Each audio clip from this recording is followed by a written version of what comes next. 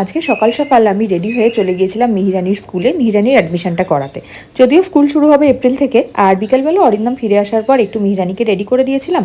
আমি একটু রেডি হয়ে নিয়েছিলাম মিহিরানির যে ওই শ্যুটটা ছিল ওটার জন্য। কালকে প্রথমবার মিহিরানিকে নিয়ে শ্যুট করলাম, বেশ আনন্দ করেই শ্যুট করেছে মিহিরানি। আর ওদের যে প্রোডাক্টটা ছিল সেটা হচ্ছে ওই মসকিউটো বাইটের জন্য।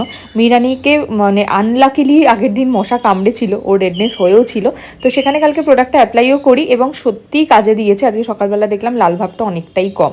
আর সন্ধ্যেবেলায় একটু রেডি হয়ে নিয়েছিলাম, আমি অরিন্দম মেয়ে তিনজনে মিলে চলে গিয়েছিলাম অ্যাবসলিউট বারবিকিউতে ডিনার করতে। এটা যদিও বা আমাদের ভ্যালেন্টাইন্স ডের জন্য ডিনার ছিল, যদিও বা ভ্যালেন্টাইন্স ডে আজ, বাট কালকে গিয়েছিলাম যেহেতু বৃহস্পতিবার আমাদের ছুটি থাকে তাই জন্য।